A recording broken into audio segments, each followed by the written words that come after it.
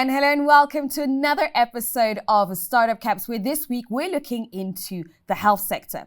Now, Africa's health tech sector is experiencing significant growth fueled by technological advancements and substantial investments. In 2021 alone, the sector attracted approximately $145 million in funding, marking a 56% increase from the previous year.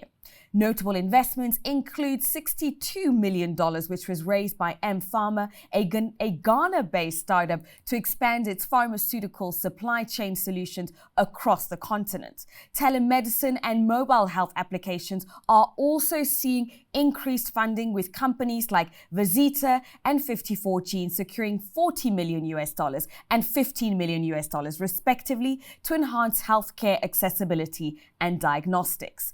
These investments underscore the sector's potential to transform healthcare delivery, particularly in underserved regions, despite challenges such as regulatory barriers and data privacy concerns. We'll now take a moment to take a look deeper into the health tech sector. Let's watch.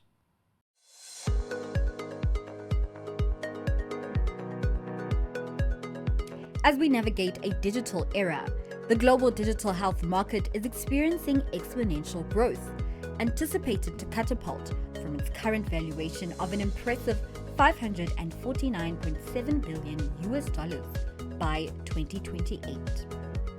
This remarkable journey reflects a compound annual growth rate of 21.9% from 2023 to 2032, signaling the sector's dynamic and promising future.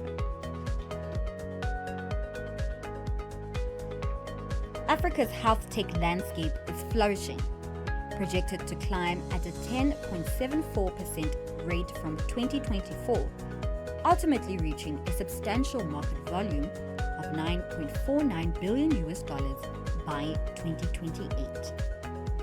This growth is fueled by the rise of smartphone usage, enhanced internet access, and the imperative to meet the healthcare needs of its burgeoning population.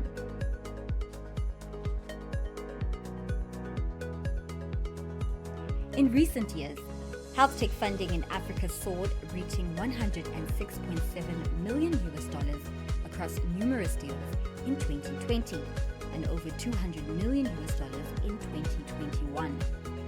Despite slight fluctuations, the commitment persisted through 2022 and 2023, with substantial investments of $189.1 million and $135.1 million respectively, demonstrating the sector's resilience and drive for innovation.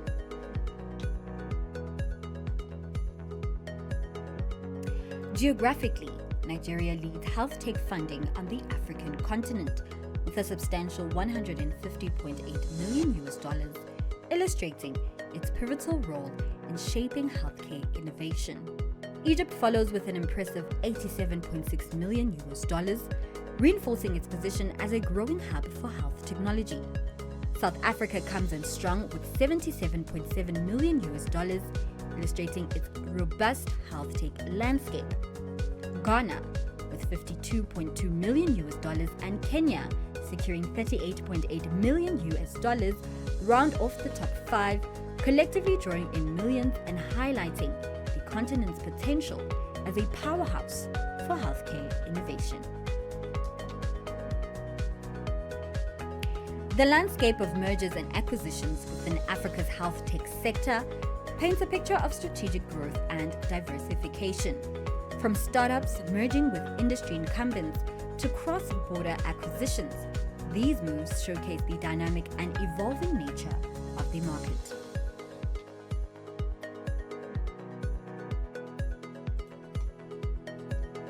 The number of successful exits in the African health tech space, although few, are indicative of a maturing ecosystem poised for more significant investment and acquisition opportunities. Shining a spotlight on gender inclusivity, the presence of female co-founders in funded startups has marked a positive shift, with 36.6% of startups having at least one female co-founder and 24.4% led by female CEOs. The year 2023 has set a new benchmark, witnessing a 2,000% increase in funding for women-led companies compared to the previous year.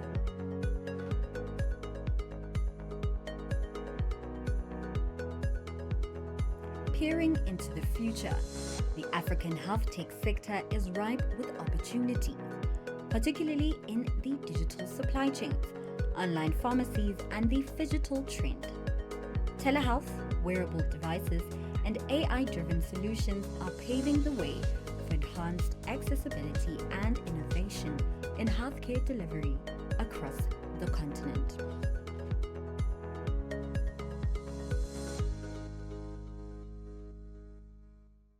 And now that we know more about the health tech sector, let's chat to the investors. We have Ashim Egunjobi, managing partner at Octera Capital, and Khalid Ben Jilani, senior partner at Afric Invest.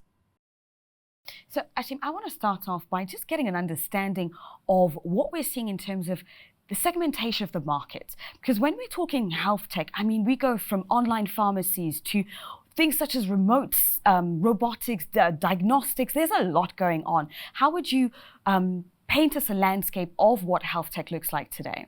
Well, in Africa especially, it's really around saving lives and ensuring that we have more access into quality healthcare. So it's not only about access to healthcare, but it's also about access to quality healthcare. And technology has been able to open up that field significantly. So if you think around online pharmacies, for instance, being able to, at a click of a button, order your drugs, get those dispensed and delivered straight to your home.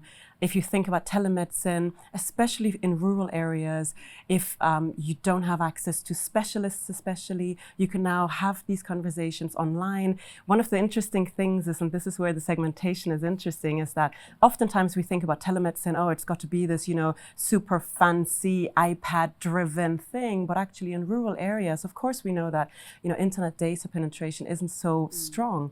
But USSD actually comes in here as well, where you can chat with a doctor through USSD codes and actually get your issues addressed and understand whether or not you need to seek primary care, whether you need to go to a pharmacy and all of that. But of course, it also goes into the more technologically deep tech fields, as you mentioned, robotics, AI, and all of that. And I guess the question then is, where's the money going to? What are some of the investment trends that you've noticed over the last couple of years?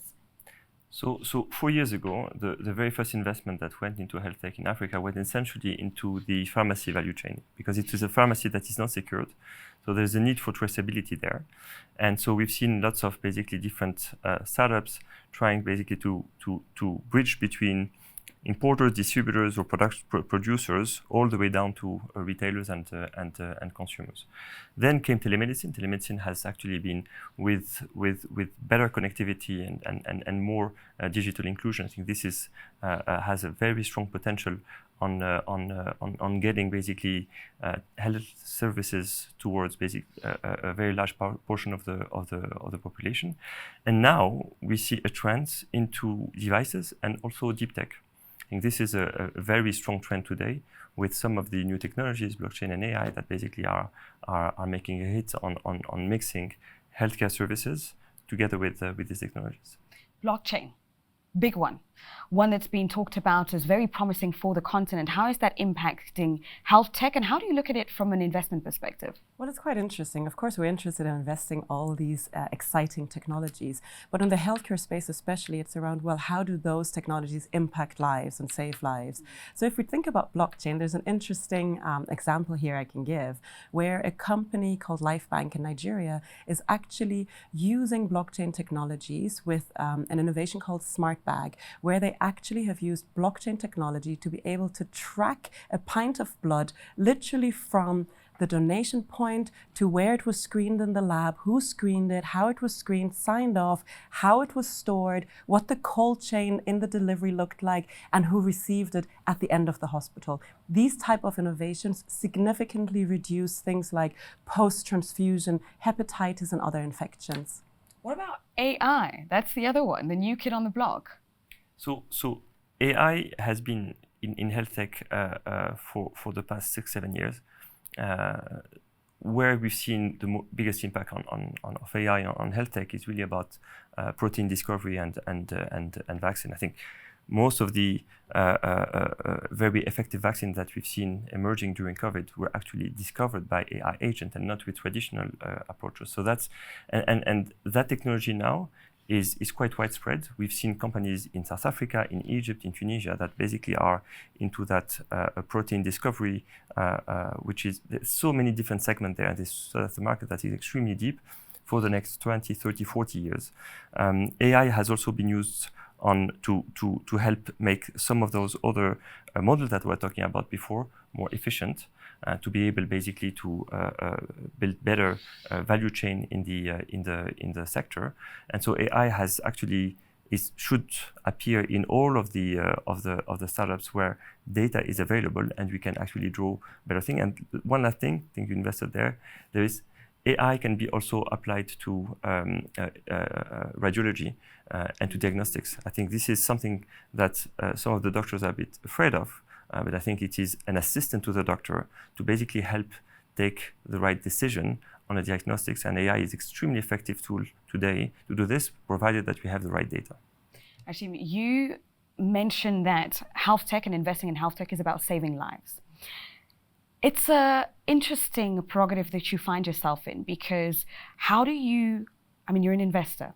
So how do you balance looking for profitability and the investment case versus the desire and the mission to save lives? It's a great question. And I think oftentimes when we talk about these softer sectors, maybe like the healthcare sector or education, these are oftentimes questions being asked. But just like with running any business, whether it's a tech business or not, the business case must make sense commercially, because we do look at businesses as a going concern and in a way that we do want to see sustainable sources of revenue, sustainable ways of getting to profitability. Without that, there really won't be any life savings or impact made. So we've got to make sure that actually the business case stacks up. There is a sufficient scalable market that is deep enough for the solution. So if you think about a lot of the markets where we see health tech really taking off, it's actually the larger populated markets on the continent. So you think about Nigeria, 200 million people. You think about Egypt, over 100 million people. You think about Kenya, almost 100 million people. So it is the markets that actually have a huge population where you know that all these different health tech solutions are going to actually be scalable and in fact stackable in a commercial way. And with scalability, we can also talk to mergers and acquisition. There's been quite a lot of activity within this sector. We saw, for example, MyDower, a startup themselves, acquiring Guardian Health Pharmacy. What are your views when it comes to M&A activity? Is this something that you consider when looking at investments? Definitely. I think, we've been going through 3-4 years of heavy investment into different sectors, including health tech. There are several companies that have been funded and that will not be able to survive unless they join forces. I think the M&A activity in the next 2 years is going to get growing, basically due to the fact that there is a need to bring together teams, to bring together technology, and help build sustainable business models. So that's the underlying trend for this. And you should see this both in telemedicine and also into this network of clinics and into online pharmacies where there's heavy economies of scales on those models. Yeah, and that brings me also to the other aspect, which is about the health tech, or let's say health as a sector, having a lot of female-led activity, actually. When we're looking at the statistics, and I guess by virtue of the care nature of it, we're seeing a lot of startups led by women. Is this something that you look at from an investment perspective in terms of being able to provide an environment for more female-led startups to exist? We have a gender lens in our fund, so we invest in female-led startups very happily. And I, however, wouldn't say that we see a bigger drive of female-led startups in the healthcare space. Actually, we see a lot of women leading deep tech companies, fintech companies, reg tech companies, at least in our portfolio, and I'm sure in yours as well. So the reality, of course, is that oftentimes women do touch on, sectors like education, like healthcare, a little bit more than potentially their male counterparts, simply because, in our socioeconomic sort of environment, we're oftentimes exposed to that a little bit more. But I do think that generally, the investment in female-led startups is a very clear business case. There's quite a lot of statistics out there that female-led startups actually perform better, if not on par with their male counterparts. And so with that, of course, there's a business case there, but I would spread that across all the sectors. And we see the same in the listed space. Kind of curious to hear how you are evaluating the startups that are female-led in terms of performance. I think we evaluate them exactly in the same way, by the way. I think we do have, I would say, a positive approach to women-led startups. I think we've been making a review of not only startups, but all companies in our portfolio. We've invested in over 200 companies and try basically to judge how female-led companies have actually performing way better. Our return for women-led companies is 35% better than the one on man-led companies only. So there is definitely a lot of work that can be done to improve the way we approach that. I wouldn't say that what we do is perfect. But we do try basically to have this equity level basically when looking at the startup, whether it's men, women-led. Okay, that's a good statistic to have.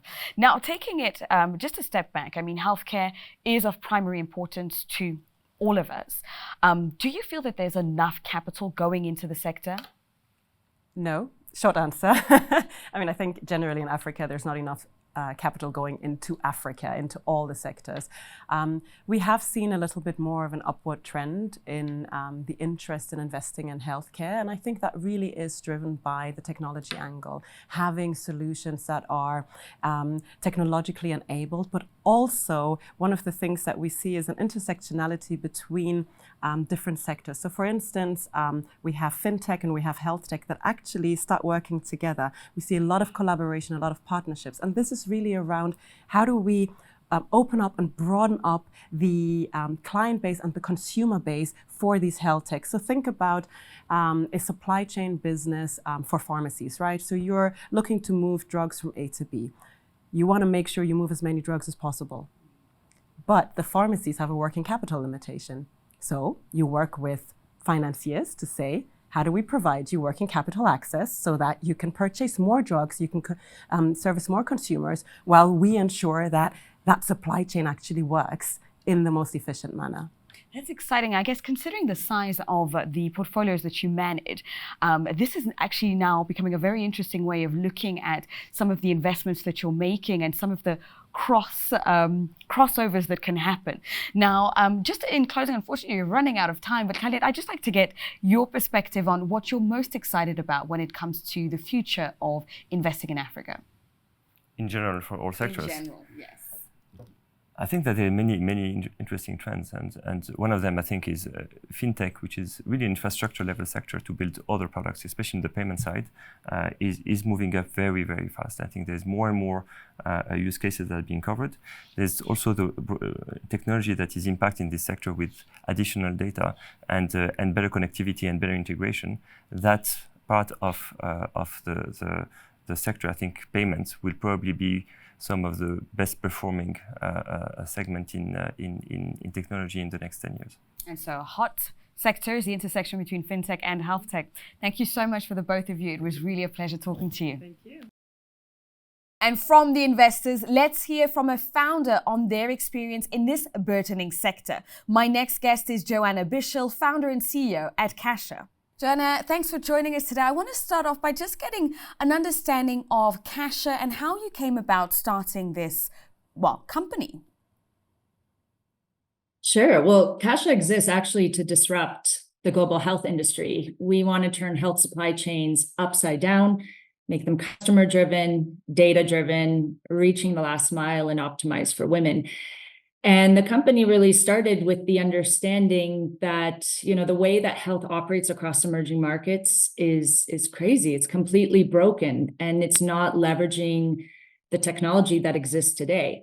And so we are a digitally enabled platform that sells health products and household goods. We focus on the mass market. We deliver to the last mile, and we also serve as a channel for pharmaceutical manufacturers and global health organizations.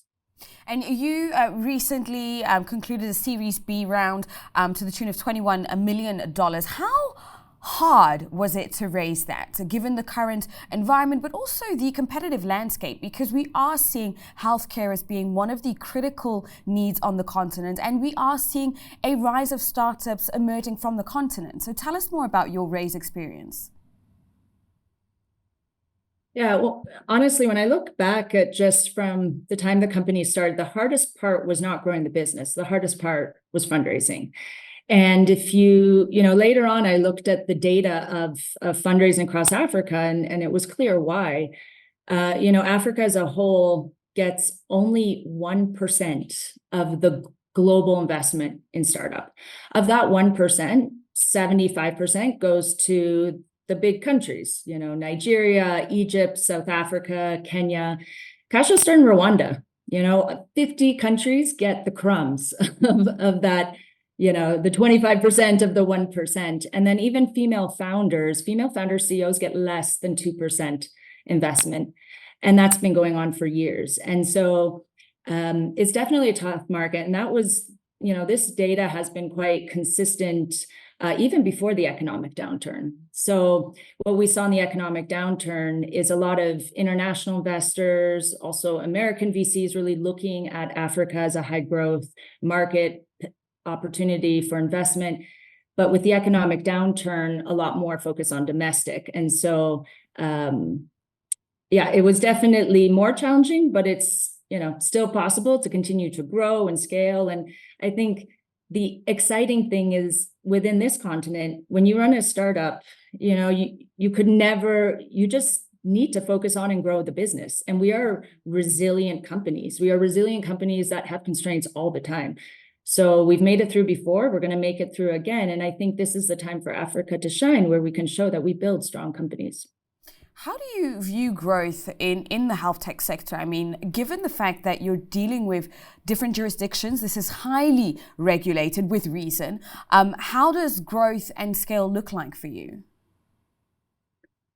Yeah, when Kasha started, many countries across Africa were still developing their health tech strategy, their digital health strategies. And so that was something that we've done throughout the journey of the company. And what I see is that governments want to be able to serve people better across the country. And they know there's technologies out there, and working very closely with a lot of these startups and innovators is really the key to do that. So when we started in Rwanda, we were the first company to get the online pharmacy license. And we actually worked very closely with the Ministry of Health in Rwanda to show this is how we comply to the policies. They had input into our solutions. So, and then we expanded into other countries as well. We're now in Kenya, South Africa, DRC, Burundi. And so I think it's an opportunity actually for public-private partnerships. And that's an interesting point, public-private partnerships. What does this look like in the digital space?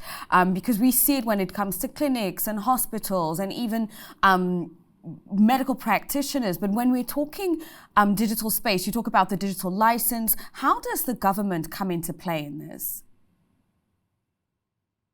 So 80% of the medicines people take on this continent come from government or subsidized from donors. And so that public sector is the largest player and has the largest scope.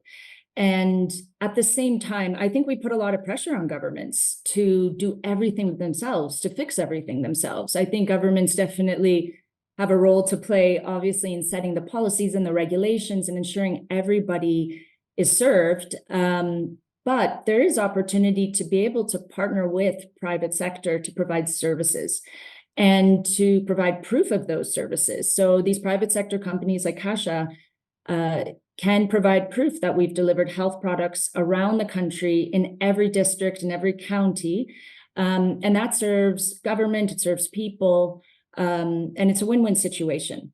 Okay, and another aspect that I want to get your take on, you alluded to it earlier, just the lack of funding that are going towards female founders, and particularly within health tech.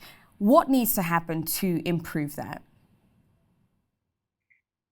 Yeah, I mean, as a female founder within this space, I think every female founder needs to recognize we have to prove ourselves, and it is the way, that is the world. And we need to show that women-led companies, women-founded companies are financially strong, and we scale, and we're cost efficient as well. And so we need to do our part in proving it in the same way that the African startup ecosystem has to prove it, that we build strong businesses. So there's that aspect, and bringing that investor confidence into the market as well. I also think women raise capital differently. I think we're much more, or from what I've heard, sometimes we tend to be more conservative in our projections, but then we hit it and we exceed it. Whereas in the startup culture, there tends to be a, almost unrealistic growth expectations sometimes, but then people don't meet them. There's also a lot of hype that tends to be driven within the ecosystem, and that's neither good nor bad. In the end, that is the game. And I think female founders need to understand that it's important to also generate excitement and think big and grow the business strong, and then prove it with the numbers. And then I think investors need to recognize that there's different ways of projecting growth and running growth, and that it's not all going to look the same. So we need to come together and meet in the middle. Fantastic. Well, Joanna, thank you so much for joining us today and for sharing your insights. It's been a pleasure talking to you. What an exciting episode. Health tech is clearly on the rise, solving solutions that are critical to the African continent. This is how we wrap up Startup Caps for this week. We'll be back next week, but make sure to engage with us on social media. You'll find us on X, LinkedIn, Facebook, and Instagram _Startup Caps. And of course, you can find out more about this week's episode on www.startupcaps.io. That's it for now. Thank you and goodbye.